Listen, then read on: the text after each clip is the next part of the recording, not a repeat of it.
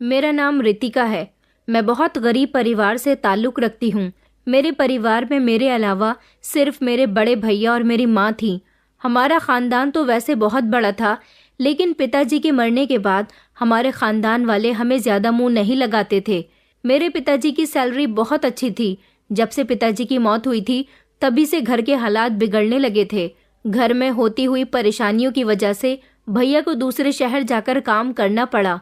भैया वहाँ पर अच्छी नौकरी करते हैं और वहाँ से पैसे भेजते रहते हैं, लेकिन अब जबकि उनको नौकरी पर लगे हुए 6 महीने हुए थे, इसलिए उनकी सैलरी ज़्यादा नहीं थी, लेकिन घर का खर्चा आराम से हो जाता था। महीने में कुछ बच नहीं पाता था, लेकिन अगर कोई इमरजेंसी आ जाए तो पैसों की बहुत दिक्कत हो जाती थी।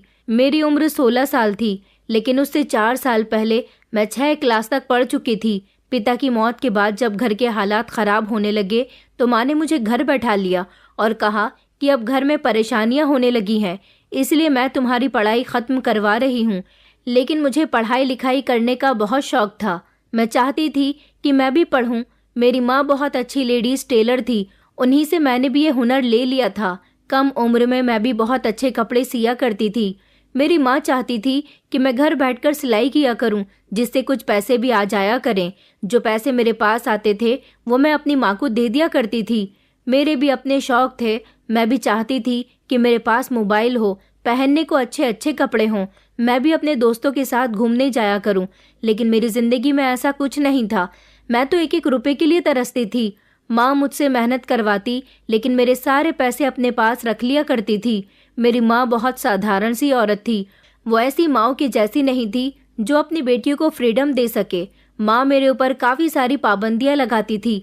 उन्हें ख़ानदान की इज्जत की बहुत फिक्र रहती थी, इसलिए वो मुझे घर से बाहर भी नहीं निकलने देती थी। अब मैं घर में सिलाई कर करके बोर हो गई थी, लेकिन मैं पढ़ना चाहती थी। मैंने माँ से कहा, माँ मैं पढ़ना चाहती हूँ। तो माँ ने कहा कि कोई ज़रूरत नहीं है, वैसे भी अब तुम जवान हो रही हो, तुम्हारी पढ़ने की उम्र नहीं है। मैं सच में जवान हो गई थी, क्योंकि मेरी उम्र तो 16 साल थी, लेकिन मेरी हाइट हेल्थ इतनी अच्छी थी कि लोग मुझे 20 साल का समझते थे। और तो और बचपन में ही मेरा रिश्ता भी तय हो चुका था, मेरे पिताजी के दोस्त के बेटे के साथ। मेरे पिताजी और उनके दोस्त की आपस में बहुत ज़्यादा गहरी दोस्ती थी, इसलिए माँ से मेरे ससुराल वाले भी यही कहते थे कि अपनी बेटी को घर बैठा लो। इसलिए मैंने सिर्फ 6 क्लास तक ही पढ़ा था। मैं सोचती थी कि काश मेरे पास अपने पैसे होते तो मैं एडमिशन ले लेती, क्योंकि माँ की पढ़ाई से मना करने की वजह तो ये थी कि वो फीस के पैसे नहीं देना चाहती थी। माँ मुझसे सारे पैसे ले लिया करती थी, लेकिन अब मैंने माँ से कहा था कि मुझे इन पैसों से अपना एडमिशन कराना है और मैं आगे पढ़ना चाहती हूँ, मैं जाहिल नहीं रहना चाहती। माँ ने कहा, ठीक है, अगर तुम मुझे पैसे देती रहो तो तुम एडमिशन करा सकती हो, लेकिन तुम इतने पैसे कहाँ से लाओगी? दिन में 2 सूट तो तुम सिलती हो, तब जाकर तो इतने पैसे जुड़ पाते हैं। अब जब सारे पैसे तुम अपनी फीस में और एडमिशन में दे दोगी तो फिर मुझे क्या दिया करोगी? मैंने माँ से कहा, माँ मैं अपनी फीस भी दे दूंगी और आपको पैसे भी दे दिया करूंगी। इसके लिए मुझे अलग से ज़्यादा मेहनत करनी पड़ेगी, तभी ऐसा मुमकिन हो पाएगा। बस मैं पढ़ना चाहती हूँ, मैं सारी ज़िंदगी ये सिलाई मशीन नहीं चलाना चाहती। मेरी माँ ये सुनकर राज़ी हो गई थी। वैसे भी वो तो यही चाहती थी कि अगर मैं पढ़ूँ तो अपने ही पैसे से पढ़ूँ और उनको पैसे भी दिया करूँ, ताकि उनके घर खर्चे में कोई भी रुकावट ना आ सके। माँ कहती थी कि जब एक बार इंसान को पढ़ाई से हटा लिया जाता है तो फिर दोबारा उसके दिमाग में पढ़ाई नहीं घुसती, और वो मुझे यही समझाती थी कि तुम पढ़ाई मत करो, सिर्फ जो करती हो वही करती रहो। अब जबकि मुझे पढ़ने का कुछ ज़्यादा ही शौक जाग रहा था, तो इसीलिए मैंने ठान लिया था कि मैं तो पढ़कर ही रहूँगी। मेरे पड़ोस में एक आंटी रहती थी, उनकी 2 जवान बेटियाँ थीं। बड़ी बेटी तो स्कूल में टीचर थी और छोटी बेटी स्कूल में पढ़ने जाती थी। मैं पड़ोस वाली आंटी के घर चली गई और मैंने जाकर उनकी बड़ी बेटी से बात की। मैं उनको दीदी कहा करती थी। मैंने उनसे कहा कि आप सरकारी स्कूल में टीचर हो ना, मैं चाहती हूँ कि आप मेरा भी वहाँ पर एडमिशन कर दो, क्योंकि सरकारी स्कूल का खर्च वैसे भी कम होता है। वहाँ पर यूनिफॉर्म और कोर्स सारी चीज़ें ज़्यादातर फ्री में ही मिलती हैं। उनका नाम आंचल था। मैं उनको दीदी कहा करती थी। वो बेचारी मेरे एडमिशन कराने के लिए राज़ी हो गई। उन्होंने मुझसे कहा कि ठीक है, 4 दिन के बाद तुम स्कूल में आ जाना। अब जबकि मैं अकेले ही स्कूल जाती हूँ, इसलिए तुम भी मेरे साथ स्कूल चलना। इसी तरह हम दोनों का साथ भी हो जाएगा और हम दोनों आपस में बातें करते हुए स्कूल चले जाया करेंगे। आंचल दीदी ने मुझे बताया कि अभी कुछ महीनों पहले ही स्कूल में उनकी नौकरी लगी है। वो भी गरीब परिवार से ताल्लुक़ रखती थीं। माता पिता के ज़्यादा बीमार हो जाने की वजह से और छोटी बहन को पढ़ाने की वजह से आंचल दीदी ही घर से नौकरी करने के लिए निकल गई थी। सारे घर का खर्चा आंचल दीदी ही उठाती थी। उन्होंने मुझसे कहा कि अभी तो 3 दिन की छुट्टी है, इसीलिए चौथे दिन तुम मेरे साथ स्कूल चलना, मैं वहाँ पर तुम्हारा एडमिशन करवा दूंगी। मैंने कहा कि मेरी माँ नहीं मान रही है। उन्होंने कहा कि कोई बात नहीं, धीरे धीरे तुम्हारी माँ मान जाएगी, वैसे भी पढ़ाई करना बहुत ज़रूरी है। देखो, मैं पढ़ी लिखी थी तभी तो मैंने नौकरी कर ली और मैं अपने घर की सारी जिम्मेदारियां उठाती हूँ। मेरे माता पिता भी मुझे नौकरी करने देना नहीं चाहते थे, लेकिन मजबूरी की वजह से मैं नौकरी कर रही हूँ। मेरी माँ का कहना था कि तुम घर में रहकर बच्चों को ट्यूशन पढ़ा लिया करो, लेकिन ट्यूशन पढ़ाने के बावजूद भी इतने पैसे नहीं निकल पाते जितने स्कूल की सैलरी से निकल आते हैं। और फिर मुझे सरकारी स्कूल में नौकरी भी आसानी से मिल गई। अब मुझे यहाँ पर सैलरी भी बस ठीक ही मिलती है, लेकिन मैंने सोचा है कि जब मैं शायद पुरानी हो जाऊंगी तब मेरी सैलरी बढ़ा दी जाएगी। मैंने कहा, क्या आपको सैलरी कम मिलती है? तो आंचल दीदी कहने लगी कि हाँ, इतनी नहीं मिलती जितनी और लोगों को मिलती है। शायद मैं नई हूँ इसीलिए, लेकिन मुझे इतना ज़रूर पता है कि धीरे धीरे मेरी सैलरी बढ़ जाएगी। मैंने माँ को पूरी बात बता दी थी कि मैं अब स्कूल जाने वाली हूँ, इसलिए मैंने माँ से जिद करके ज़बरदस्ती थोड़े से पैसे लिए जिससे मेरा एडमिशन हो सके और जाकर आंचल दीदी को दे दिए। आंचल दीदी ने मेरा एडमिशन करा दिया और चौथे ही दिन जब मैं स्कूल जाने लगी, स्कूल में जाकर मैंने देखा कि वहाँ पर छोटे बच्चे भी पढ़ते हैं और लड़कियाँ भी पढ़ती हैं। सबकी अपनी एक यूनिफॉर्म थी और सब ने एक जैसा ही यूनिफॉर्म पहन रखा था। यहाँ तक कि टीचर्स के लिए भी एक अलग यूनिफॉर्म बनाया गया था। आंचल दीदी भी वही यूनिफॉर्म पहनकर स्कूल जाती थी। आंचल दीदी ने मुझसे कहा कि तुम्हें भी यूनिफॉर्म पहनकर आनी है। मैंने कहा कि सरकारी स्कूल में तो स्कूल से ही यूनिफॉर्म दी जाती है। उन्होंने कहा, हर स्कूल में ऐसा नहीं होता, तुम्हें कपड़ा खरीदकर खुद यूनिफॉर्म बनवाना होगा और तुम तो खुद कपड़े सिलती हो, तुम्हें तो मार्केट से सिर्फ कपड़ा ही लेना है और तुम उसको अपने हाथ से सिल लेना, उसके बाद ही स्कूल में यूनिफॉर्म पहनकर आ जाना, क्योंकि कोई भी बच्चा बिना यूनिफॉर्म के स्कूल में अलाउ नहीं है। मैंने आंचल दीदी से कहा कि बात सिलने की नहीं है, बात कपड़े की है। आंचल दीदी कहने लगी कि देखो, अब इतना तो तुम्हें करना ही पड़ेगा। मैंने उनसे कहा कि ठीक है, कर लूंगी। माँ ने ठीक ही कहा था कि मेरी पढ़ाई के दिन निकल गए थे, क्योंकि स्कूल जाते ही मुझे खर्चों की फिक्र हो गई थी। आंचल दीदी ने बड़ी मुश्किल से मेरा एडमिशन कराया था, क्योंकि मैं तो अब हाई स्कूल की स्टूडेंट लगती थी और मेरा एडमिशन 7th क्लास में होना था। आंचल दीदी ने बड़ी मुश्किल से मेरा एडमिशन करवाया। टीचर से कहा कि इस लड़की के पिता नहीं है, इसी वजह से इसके घर के हालात ख़राब होने के कारण इसकी माँ ने इसको पढ़ाई करने से रोक लिया था और ये लड़की दोबारा पढ़ना चाहती है। आंचल दीदी ने मेरी वहाँ पर बड़ी टीचर से सिफारिश की, तब जाकर मेरा एडमिशन फाइनल हुआ था। टीचर्स का कहना था कि हमें इस लड़की का एडमिशन करने में कोई परेशानी नहीं है, लेकिन ये लड़की स्टूडेंट कम टीचर ज़्यादा लगती है। आंचल दीदी ने उनसे कहा था कि नहीं, इस लड़की की एज तो कम ही है, लेकिन ये लड़की हाइट हेल्थ में बहुत अच्छी है, इसीलिए ज़्यादा बड़ी लगती है। टीचर्स ने कहा था कि हम प्रिंसिपल से पूछ लेते हैं। प्रिंसिपल ने मुझे दूर से ही देख लिया था। प्रिंसिपल की उम्र लगभग 37 साल होगी। प्रिंसिपल ने टीचर के कान में ना जाने क्या बात कही कि उसके बाद वो टीचर बाहर आई और उन्होंने कहा कि ठीक है, आपका एडमिशन हो गया। मैं बहुत खुश हुई थी। अगले दिन मैंने मार्केट से जाकर कपड़ा लिया और फिर यूनिफॉर्म भी सिल लिया। अब मैं सुबह सुबह स्कूल जाती थी और आंचल दीदी के साथ ही स्कूल जाया करती थी, जो वहाँ पर टीचर थी, और हम टीचर स्टूडेंट एक साथ ही स्कूल से वापस भी आते थे। मेरी माँ को इस बात से तसल्ली हुई थी कि आंचल दीदी मेरे साथ जाती थी, मैं रास्ते में अकेली नहीं जाती थी, इसलिए माँ का शिकायत करना थोड़ा कम हो गया था। उन्होंने आंचल दीदी से कहा हुआ था कि मेरी बेटी का ख्याल रखना। ये बच्ची थी, जब हमने इसको पढ़ाई से हटा लिया था। अब इसको पढ़ाई का बहुत शौक है, इसकी जिद देखकर मैं इसको मना नहीं कर पाई। अब अगर तुम दोनों एक साथ स्कूल जाओगी तो मुझे तसल्ली रहेगी, लेकिन मेरे लिए पढ़ाई और घर के कामों को यहाँ तक के कपड़े सिलने का काम एक साथ लेकर चलना बड़ा ही मुश्किल हो रहा था। घर के काम और सिलाई की वजह से मेरी पढ़ाई में बहुत दिक्कत आ रही थी। मैं अपना पढ़ा हुआ घर पर याद नहीं कर पाती थी। कुछ दिन ऐसे ही गुजर गए। मेरे टेस्ट शुरू हो गए। अगले दिन मेरा टेस्ट था और मैंने टेस्ट के लिए अच्छे से याद कर लिया था। स्कूल पहुंचते ही मैं अपने टेस्ट का पढ़ा हुआ सब कुछ भूल गई थी। टीचर ने मुझे खड़ा कर दिया और कहा कि इतनी बड़ी हो गई हो, तुम बच्ची तो नहीं हो कि अब भी याद किया हुआ भूल गई हो।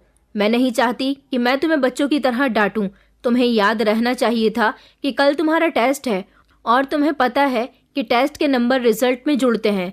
मैंने कहा कि टीचर, आई एम सॉरी, मैं बिजी थी, इसलिए ठीक से याद नहीं कर पाई। टीचर ने कहा कि काम तुम्हारे लिए इतने ही ज़रूरी है तो पढ़ने क्यों आती हो। मैं चुपचाप वहाँ पर खड़ी हो गई। मुझे बहुत अजीब लग रहा था। छोटी छोटी लड़कियों के बीच में मैं अकेली खड़ी हुई थी, क्योंकि मुझे अपने टेस्ट का याद नहीं था। मैंने सोचा कि ऐसे तो नहीं चलेगा। मेरी माँ ने मुझे कहा था कि अब तुम्हारा दिमाग पढ़ाई वाला नहीं है, इसलिए घर पर रहो और घर के काम संभालो।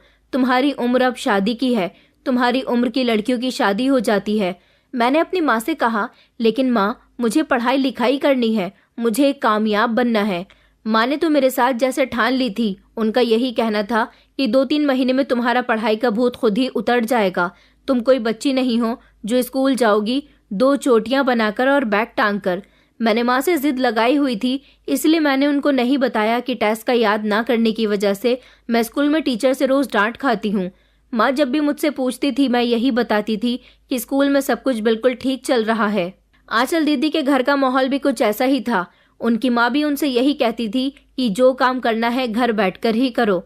वो मुझे बताती थी कि देखो, मैं घर में बैठकर ये घर के औने पौने काम नहीं कर सकती। घर में बैठकर काम करने से मुझे इतने पैसे नहीं मिल पाएंगे जितने मुझे स्कूल जाने से मिलते हैं। स्कूल में टीचर बनो तो 10,000 रुपये मिलते हैं, साथ में टीचर बनने का नाम भी मिल जाता है। और मेरी माँ चाहती है कि मैं घर में बैठकर उल्टे सीधे काम करूं जिनसे मुझे इतने पैसे नहीं मिल सकते। मजबूरियां हैं और आजकल महंगाई बहुत ज़्यादा हो गई है। इंसान को क्या क्या करना पड़ता है। आंचल दीदी भी हमेशा अपनी मजबूरी की कहानी रोती रहती थी। मेरा हाल भी कुछ ऐसा ही था। मेरे पास भी पैसे नहीं होते थे। हम स्कूल भी पैदल ही जाया करते थे और पैदल ही घर को वापस आते थे, जबकि रास्ता पैदल आने जाने वाला नहीं था। हम लोग स्कूल में कुछ खाते पीते भी नहीं थे। पूरा दिन भूखे ही रहकर पढ़ाई करना, और आंचल दीदी भी भूखे रहकर ही बच्चों को पढ़ाती थी। भूखे रहकर पढ़ाई करना बड़ा मुश्किल काम था। ऐसे ही दिन गुजर रहे थे और मेरे हाफ ईयरली के एग्जाम्स आ गए। काफ़ी दिनों से मैं नोटिस कर रही थी कि आंचल दीदी के पास काफ़ी सारे पैसे रहने लगे हैं। एक दिन जब उन्हें सैलरी मिली तो मैंने उनसे पूछ लिया कि आपके पास इतने सारे पैसे कहाँ से आए। दीदी ने बताया कि उनको सैलरी मिली है। उनकी सैलरी 10,000 रुपये थी, लेकिन उनके पास तो 15,000 थे। मैंने कहा कि आपकी सैलरी तो 10,000 है ना, लेकिन आपके पास तो 15,000 है। आंचल दीदी ने बताया कि पिछले महीने मुझे प्रिंसिपल ने 5,000 ही सैलरी दी थी। कह रहे थे कि उनके पास पैसे खत्म हो गए, इसलिए 5,000 अगले महीने में लगा लेना। तो इस हिसाब से ये 15,000 रुपये मुझे मिले हैं। मैंने कहा कि फिर आपने पिछले महीने गुजारा कैसे किया? आपको तो खर्च करने में बहुत परेशानी हुई होगी।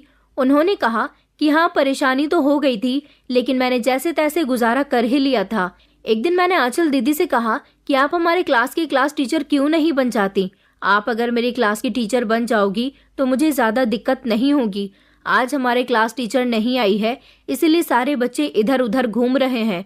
आंचल दीदी कहने लगी कि कोई बात नहीं, तुम्हारी क्लास टीचर जल्द ही आ जाएगी, और कहने लगी कि मुझे और भी ज़्यादा काम होते हैं, इसलिए मैं तुम्हारी क्लास में नहीं आ सकती।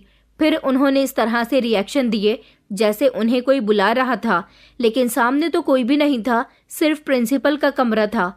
थोड़ी देर बाद आंचल दीदी वहाँ से उठकर चली गई।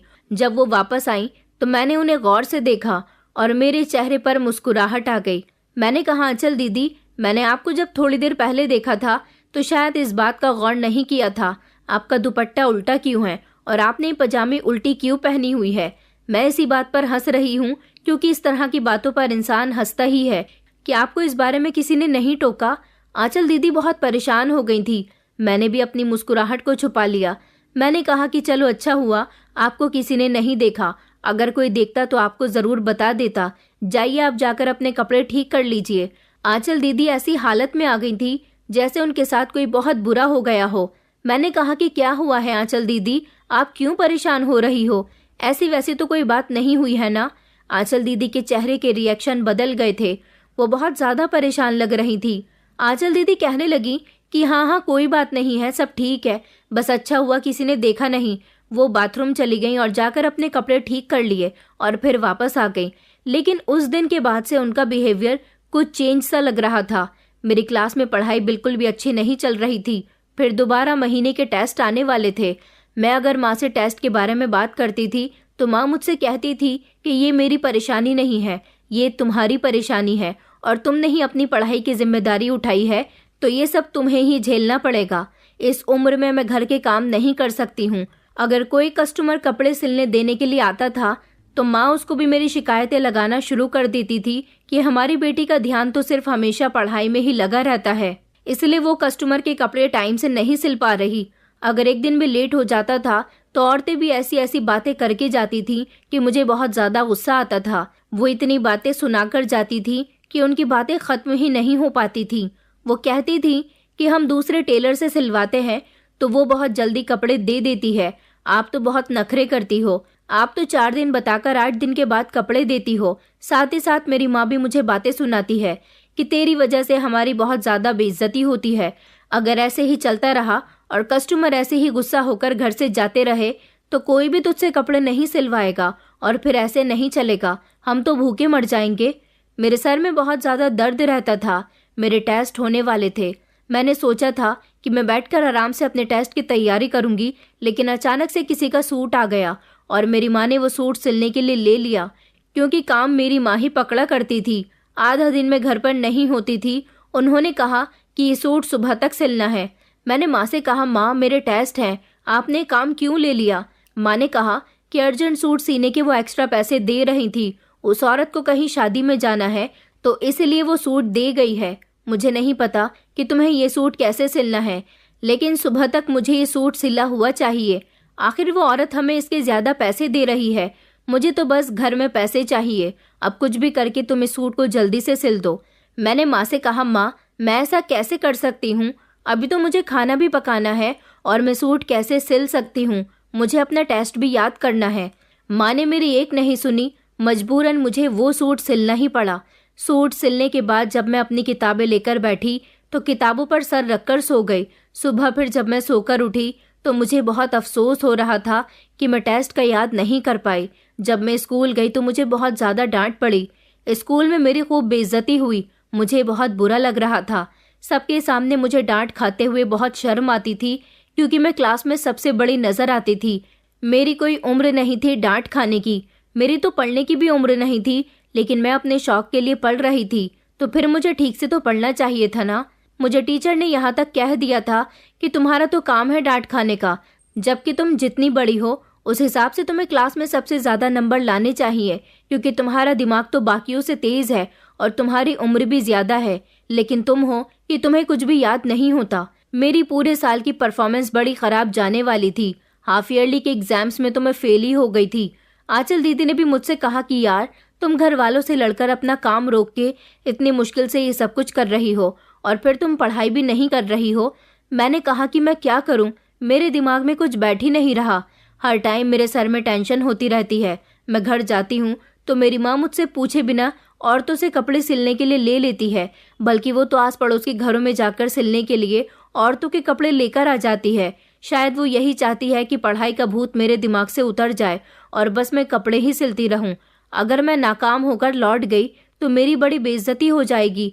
मेरे सारे खानदान को भी पता चल गया है कि मैं स्कूल जाती हूँ, और अब जब मेरे ससुराल वालों को ये पता चला कि मैं दोबारा स्कूल जाने लगी हूँ, तब भी उन्होंने माँ से यही कहा कि इसकी कोई उम्र नहीं है अब स्कूल जाने की। हमने आपसे पहले भी मना किया था, आप इसको घर बैठा लो, लेकिन आपने दोबारा इसको स्कूल भेजना शुरू कर दिया। ये लड़की हमारी बेइज्जती करवा रही है। मेरे मंगेतर के साथ मेरी ज़्यादा बातचीत नहीं होती थी, लेकिन उसने कई बार मुझे फ़ोन करने की कोशिश की थी। वो माँ के मोबाइल पर ही मुझे फ़ोन किया करता था, लेकिन मैंने उससे कभी बात करने की कोशिश नहीं की, क्योंकि मुझे पता था कि वो भी मेरी पढ़ाई के बहुत ज़्यादा खिलाफ है। मैं तो हर तरफ से ही फंसी हुई थी। मैं हार नहीं मानना चाहती थी, मैं पढ़ना चाहती थी, लेकिन मेरे हालात ऐसे थे कि मुझे फेल ही कर दिया गया। ये तो हाफ ईयरली पेपर थे, इसलिए मुझे कोई परेशानी नहीं थी, लेकिन आगे मैं फाइनल एग्जाम्स में भी फेल नहीं होना चाहती थी। कुछ दिनों से मैं नोटिस कर रही थी कि स्कूल में अचानक ही आंचल दीदी गायब हो जाती थी। इंटरवल का टाइम होता था तो वो कहती थी कि हम दोनों मिलकर बैठेंगे, लेकिन उनका तो पता ही नहीं चलता था कि वो कहाँ पर चली गई। एक दिन जब मेरे पास आकर बैठी तो उठकर जाने लगी कि तभी उनका पर्स वहाँ पर गिर गया, जिसकी चेन खुली हुई थी। पर्स से पैसे भी बाहर निकल आए। वो लगभग 1000 रुपये थे। मैंने कहा कि ये क्या है आंचल दीदी, आपके पास इतने सारे पैसे हैं और आपने गलती से अपने पर्स की चेन खुली ही छोड़ दी। देखिए, आपके पैसे गिर गए। पैसे तो मैंने उठा लिए। मैंने कहा, दीदी, अगर आपके ये पैसे कोई और उठा लेता तो वो आपको वापस भी नहीं करता। आंचल दीदी कहने लगी कि तुम्हारा बहुत बहुत शुक्रिया, और उन्होंने पैसे लेकर अपने पर्स में रख लिए। महीने के शुरू में ही उन्हें सैलरी मिल जाती थी, लेकिन पूरे महीने ही उनके पास बहुत सारे पैसे होते थे। फाइनल एग्जाम भी आने वाले थे। क्योंकि मेरा लेट एडमिशन हुआ था, इसलिए मुझे ऐसा लग रहा था जैसे फाइनल एग्जाम बहुत जल्दी आ गए। मेरी कोई तैयारी नहीं थी। मैंने कहा कि मैं फेल हो जाऊंगी, मेरे सारे रिश्तेदारों को पता चल जाएगा और माँ तो मुझे इतनी बातें सुनाएगी कि मैं उनको मुंह दिखाने लायक भी नहीं बचूंगी, और मेरे ससुराल वाले भी बहुत बातें करेंगे और उसके बाद मुझे घर बैठा लिया जाएगा। अब मैं क्या करूं? मैंने ये सारी बात आंचल दीदी को बताई तो उन्होंने मुझसे कहा कि तुम बहुत मजबूर हो, लेकिन मेरे पास एक ऐसा तरीका है जिससे तुम फेल नहीं हो सकती। मैंने उनसे कहा कि क्या मतलब है, कि आप मेरी मदद कर सकती हो? उन्होंने मुझसे कहा कि मैं तुम्हारी मदद तो नहीं कर सकती क्योंकि मैं पेपर नहीं बनाती। पेपर वो बड़ी टीचर्स बनाती हैं और वो टीचर बहुत ज़्यादा खतरनाक है, किसी की बात नहीं मानती। मैंने कहा कि आप फिर मेरी मदद कैसे करोगी? उन्होंने कहा कि देखो, अगर मैं तुम्हें पेपर नहीं दिखवा सकती तो और कुछ तो कर ही सकती हूँ। हमें कुछ ऐसा करना होगा जिसके जरिए तुम्हारी परेशानी खत्म हो जाए। बड़ी टीचर्स के भी ऊपर किसी और से बात करनी होगी। मैंने कहा कि इससे ऊपर तो सिर्फ प्रिंसिपल है। उन्होंने कहा कि फिर प्रिंसिपल से ही बात करनी पड़ेगी। मैंने कहा तो फिर प्रिंसिपल से क्या कहेंगे कि बिना तैयारी के ही मुझे पास कर दिया जाए? उन्होंने कहा कि हाँ, वो प्रिंसिपल हैं तो कुछ भी कर सकते हैं। मैं आंचल दीदी की बात समझ नहीं पाई थी। फिर उन्होंने मुझसे कहा कि देखो ना, तुम छोटी हो, मैं तुम्हें एक बात बताती हूँ। वो मुझे बताने में झिझक रही थी। उसके बाद तो उन्होंने मुझे एक ऐसी बात बताई कि मेरे पैरों तले से ज़मीन ही निकल गई थी। उन्होंने मुझे बताया कि मैं सिर्फ 8th क्लास ही पढ़ी हुई हूँ। जब मैं 8th क्लास में थी तो मेरी बहुत ज़्यादा तबीयत ख़राब हो गई थी। इसी वजह से मैं 8th क्लास के एग्ज़ाम्स नहीं दे पाई। और तुम्हें तो पता है कि मेरे माँ बाप की भी तबीयत हमेशा ख़राब रहती है। उनकी दवाइयों का कितना ज़्यादा खर्च है। हाँ, ये बात सच है कि मेरी छोटी बहन को मैं मेहनत के साथ पढ़ा रही हूँ। मेरे पैसों से वो अपनी पढ़ाई पूरी कर लेगी। घर में परेशानियाँ होने की वजह से मैं नौकरी ढूंढ रही थी। फिर मेरी मुलाकात यहाँ के प्रिंसिपल से हो गई और इस तरह से मुझे यहाँ पर नौकरी मिल गई। मैं प्रिंसिपल के साथ अपने रिलेशन अच्छे बनाकर रखती हूँ। आंचल दीदी की बात सुनकर मुझे ऐसा लगा कि वो बातचीत की बात कर रही हैं, लेकिन जब मुझे असली बात पता चली तो मैं हैरान रह गई। उन्होंने कहा कि वो मेरी बात मानते हैं, मुझे महीने की तनख्वाह देते हैं, बल्कि मैं कभी कभी अपनी मजबूरी बताकर उनसे पैसे भी ले लेती हूँ। ये सुनकर मैं हैरान रह गई थी। मैंने आंचल दीदी से कहा कि इसका मतलब जो पैसे आपके पास होते हैं वो सारे पैसे आपको प्रिंसिपल ही देते हैं। उन्होंने कहा, हाँ, अगर तुम भी उनकी बात मानोगी तो वो तुम्हें भी बहुत सारे पैसे देंगे और वो तुम्हारी मदद भी करेंगे। वो तुम्हें बहुत अच्छे नंबरों से पास करवा देंगे, जिससे तुम्हारी बेइज्जती भी नहीं होगी और तुम्हारे ससुराल वाले भी तुम्हें कोई ताना नहीं देंगे और तुम्हारी माँ भी हमेशा तुम्हारी इज्जत करेगी। मैंने आंचल दीदी से कहा, फिर ऐसा कैसे होगा? मुझे क्या करना होगा? आंचल दीदी ने कहा कि कुछ नहीं, बस जब प्रिंसिपल तुम्हें बुलाएं तो तुम्हें थोड़ी देर के लिए उनके पास जाना होगा और उनसे थोड़ी बातचीत करनी होगी। उनके साथ थोड़ा अटैच होना पड़ेगा, उनसे तुम्हें थोड़ी सी दोस्ती करनी पड़ेगी। मैंने कहा कि दोस्ती से क्या मतलब है? उन्होंने कहा कि तुम खुद बड़ी हो गई हो, लेकिन तुम्हारा दिमाग अभी भी बच्चों वाला ही है। बच्चों के साथ बैठ कर तुमने अपनी अक्ल भी खत्म कर दी है क्या? आखिर मर्द और औरत की दोस्ती का क्या मतलब हो सकता है? अब मैं आंचल दीदी की थोड़ी थोड़ी बात को समझ रही थी। मैंने उनसे कहा कि ये तो गलत है ना? तो आंचल दीदी कहने लगी कि जाओ, फिर फेल हो जाओ। मैंने आंचल दीदी से कहा कि नहीं नहीं, मुझे फेल नहीं होना।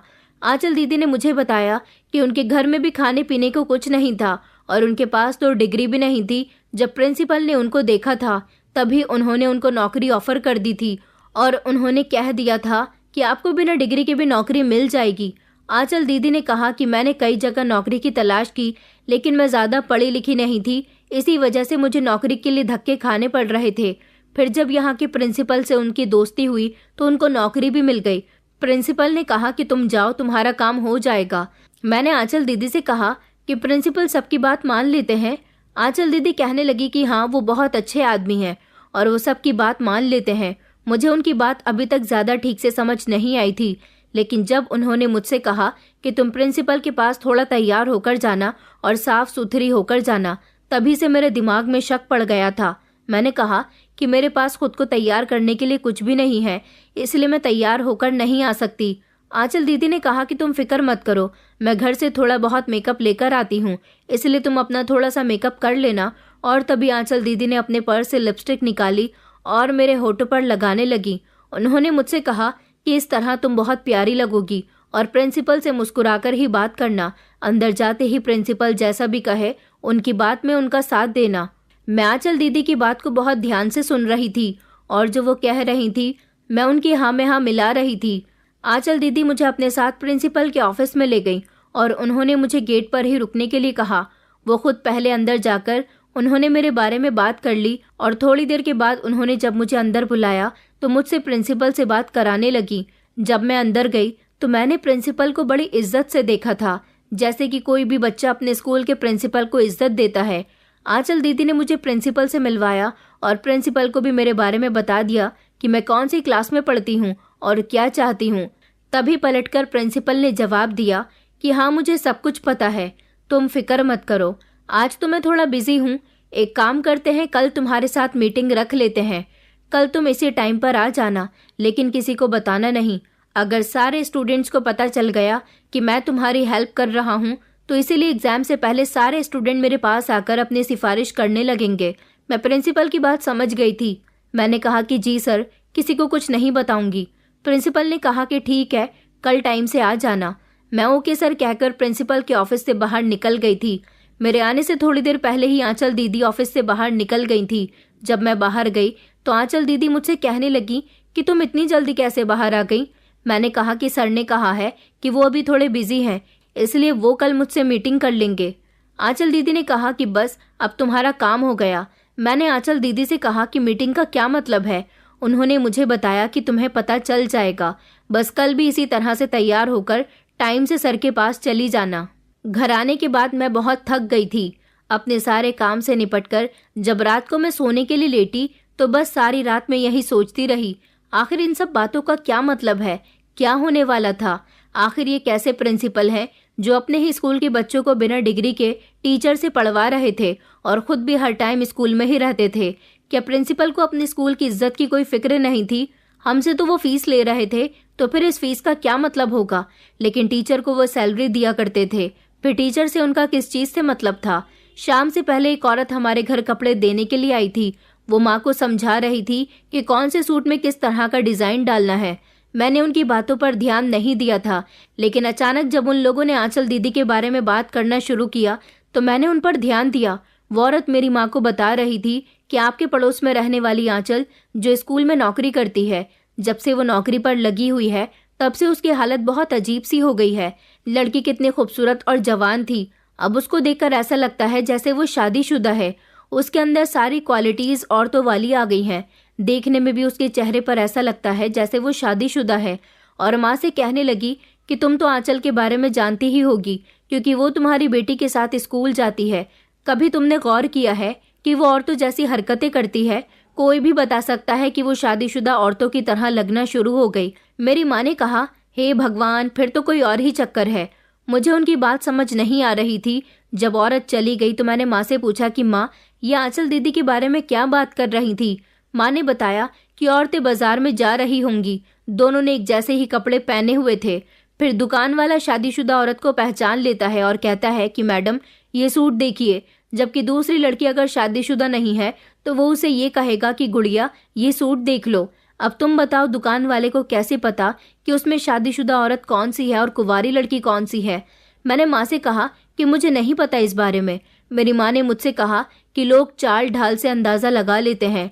बाजारों में बैठने वाले आदमियों की नज़र बड़ी तेज होती है, उनको पता चल जाता है औरत के चलने फिरने के अंदाज से। वो इसी बात से सब कुछ अंदाजा लगा लेते हैं कि कौन सी लड़की शादीशुदा है और कौन सी कुंवारी है। चाहे दोनों का वजन एक जैसा हो, कपड़े भी एक जैसे हों और शरीर भी एक जैसा हो। मैंने माँ से कहा कि क्या आंचल दीदी आपको शादीशुदा लगती हैं? तो माँ कहने लगी कि हाँ, आंचल शादीशुदा औरत लगना शुरू हो गई है। न जाने वो क्या करती है, हमें नहीं पता। लड़की जब घर से बाहर निकल जाए तो ना जाने क्या क्या करती है, इसलिए मैं भी तुझे घर से बाहर जाने के लिए मना करती हूँ। मैंने माँ से कहा, लेकिन मैं तो पढ़ने के लिए जाती हूँ। माँ कहने लगी कि तू ठीक कह रही है, पढ़ने के लिए जाती है, लेकिन फिर भी लोग बातें कर रहे हैं। माँ की बात सुनकर मैं खामोश हो गई। मैं अपनी माँ से इस बारे में पहले ही काफ़ी सारी बहस कर चुकी थी, इसलिए और कुछ नहीं बोलना चाहती थी।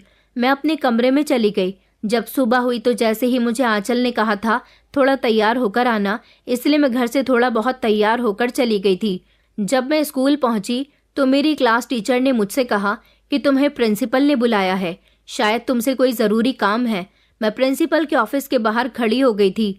आंचल ने मुझे कहा था कि अपने चेहरे पर स्माइल रखना और जैसे ही प्रिंसिपल कहे बस ऐसा ही करती रहना, इससे तुम्हारा काम हो जाएगा। मेरा दिल बहुत घबरा रहा था। मुझे ऐसा लग रहा था जैसे कुछ गड़बड़ होने वाली है। मुझे बहुत अजीब लग रहा था। मैंने दरवाज़ा खोला और दरवाज़ा खोलकर अंदर गई तो प्रिंसिपल ने मुझे अपने ऑफिस में देखते ही ऑफिस के सारे पर्दे गिरा दिए और कमरे का माहौल ऐसा बना हुआ था जैसे दिन में ही रात हो गई थी। मैं उनके पास चली गई। उन्होंने मुझसे कहा कि कैसी हो? मैंने कहा कि ठीक हूँ। तो उन्होंने कहा कि अच्छी लग रही हो। मैंने कहा कि सर, वो मुझे एग्जाम में पास होना है। तभी प्रिंसिपल कहने लगे कि हाँ हाँ, तुम पास हो जाओगी, तुम्हारे तो बहुत अच्छे नंबर आएंगे, तुम फिक्र मत करो, मुझे तुम्हारे बारे में सब कुछ पता है। तुम में इतनी हिम्मत है कि तुम अभी तक पढ़ाई कर रही हो, जबकि तुम्हें तो बड़ी क्लास में होना चाहिए था। ऐसी लड़कियां मुझे बहुत पसंद है। प्रिंसिपल बात करते हुए धीरे धीरे मेरे करीब आ रहे थे। मुझे समझ नहीं आ रहा था कि ऐसा क्यों है। मैंने वापस जाने की कोशिश की तो मैंने दरवाजे की तरफ देखा तो दरवाज़ा बंद था। मैंने प्रिंसिपल से कहा कि आपने दरवाज़ा क्यों बंद किया हुआ है? प्रिंसिपल कहने लगे कि मुझे नहीं पता। मैंने कहा कि सर, मुझे बाहर जाना है। तो उन्होंने कहा कि तुम अपनी मर्जी से आई हो। मैंने कहा कि मुझे तो सिर्फ पास होने के लिए आपसे सिफारिश लगवानी थी। तो सर कहने लगे कि सिफारिश तो इसी तरह से लगाई जाती है। उन्होंने मेरी आंखों में देखा तो मैं हैरान रह गई थी, क्योंकि अब मुझे सारे मामले की समझ आ गई थी। आखिर मेरे साथ क्या होने वाला था, मुझे इस बारे में पता चल गया था। उसके बाद मैं चीखती रही, चिल्लाती रही, लेकिन मेरी मदद के लिए कोई नहीं आया, क्योंकि खिड़की दरवाजे अंदर से बंद थे, इसलिए अंदर की आवाज़ बाहर नहीं जा सकती थी। प्रिंसिपल ने मेरी इज्जत को तार तार कर दिया था। मैं अपनी किस्मत पर बहुत ज़्यादा रो रही थी। प्रिंसिपल ने मुझसे कहा कि अपनी हालत ठीक करो और ऑफिस से बाहर चली जाओ, और अगर तुमने इस बारे में किसी को बताने की कोशिश करी तो मैं तुम्हें फेल कर दूंगा। मैं स्कूल से देर से घर गई थी और घर जाते ही सीधे अपने कमरे में चली गई और कमरे को अंदर से बंद कर लिया। माँ ने मुझे देख लिया था। माँ ने दरवाजे पर दस्तक भी दी और कहने लगी कि क्या हो गया, ये किस तरह की हरकतें कर रही हो? माँ कहने लगी कि तू ठीक है, कोई बात तो नहीं है। माँ बहुत देर तक दरवाज़ा बजाती रही, लेकिन मैंने दरवाज़ा नहीं खोला। मेरी हालत बहुत बुरी हो चुकी थी। मैं बुरी तरह से रो रही थी। सारा दिन मैं अपने कमरे से बाहर नहीं निकली थी और रात को जब बाहर आई तो माँ ने मुझे अजीब नज़रों से घूरना शुरू कर दिया। माँ मुझसे कहने लगी कि आखिर मुझसे क्या बात छुपा रही है। मैंने माँ से कहा कि नहीं, मैं आपसे कुछ नहीं छुपा रही, बस मैं कल से स्कूल नहीं जाऊंगी। मेरी माँ ने कहा कि ठीक है, तुम्हारी मर्जी है। वैसे भी माँ तो यही चाहती थी, और उस दिन के बाद मैंने स्कूल जाना छोड़ दिया था। 3 दिन के बाद घर पर आंचल दीदी आई और उन्होंने मुझसे कहा कि पागल लड़की, तुमने स्कूल जाना क्यों छोड़ दिया? जब तुमने सर के सामने अपनी सिफारिश लगा ही दी थी तो फिर तुमने स्कूल जाना क्यों बंद किया? मैंने आंचल दीदी से कहा कि ये सब कुछ आपकी वजह से हुआ है, आखिर आप भी यही सब कुछ करती हो ना? तो उन्होंने मुझसे कहा कि देखो, कुछ पाने के लिए कुछ खोना पड़ता है। ये दुनिया बड़ी जालिम है। जो आप चाहते हो वो आपको इतनी आसानी से नहीं मिल पाता, उसके लिए कोई ना कोई स्ट्रगल तो करना ही पड़ता है। मैंने आंचल दीदी से कहा कि काश मुझे आपकी बातों में नहीं आना चाहिए था। अगर मुझे आपकी बातों का अंदाज़ा पहले ही हो जाता तो मेरे साथ ऐसा नहीं होता। आंचल दीदी, आपने मेरे साथ बहुत बुरा किया, मैं आपको कभी माफ़ नहीं करूँगी। तो आंचल दीदी मुझसे कहने लगी कि मैं मजबूर थी और तुम भी मजबूर हो। तुम भी तो हार नहीं मानना चाहती थी और तुम्हें भी तो लड़ना था, सबको गलत साबित करना था। तो अब क्यों तुम हार मान गई हो? मैंने कहा कि आप ठीक कह रही हो, मैं हार मान गई हूँ, क्योंकि मैं वाकई हार गई हूँ। और अब आप यहाँ से उठकर चली जाओ। आज के बाद मेरे घर पर दोबारा मत आना। मैं अब स्कूल कभी नहीं जाऊँगी। और मैंने वैसा ही किया। मैंने स्कूल जाना छोड़ दिया था। अब मैं घर पर ही रहकर घर के सारे काम किया करती थी और अपनी सिलाई करती थी। एक दिन मुझे पता चला कि स्कूल के प्रिंसिपल के बारे में लोग गलत गलत तरीके की बातें बना रहे हैं, लेकिन लोग सिर्फ बातें ही बना सकते थे। पुलिस के सामने प्रिंसिपल की हरकतें बताने की हिम्मत किसी में भी नहीं थी। मेरी माँ को ये नहीं पता था कि मैं इसी स्कूल में जाती थी और यही वो प्रिंसिपल है जिसने मेरी जिंदगी बर्बाद कर दी। मैं दिल ही दिल में कुढ़ती रहती थी और अपने आप को बहुत बड़ा गुनाहगार समझती थी। आखिर मैंने अपनी माँ का कहना नहीं मानकर अपनी जिंदगी को खुद ही बर्बाद किया था। मेरी माँ मुझ पर ठीक पाबंदियां लगाया करती थी। आखिर मुझे लोगों के मतलब के बारे में नहीं पता था कि कोई हमारी मासूमियत का फायदा भी उठा सकता है। कोई भी प्रिंसिपल के खिलाफ मुंह खोलने के लिए तैयार नहीं था, जबकि स्कूल में बहुत सारी ऐसी स्टूडेंट और टीचर्स थी जो प्रिंसिपल की हरकत की शिकार हो गई थी।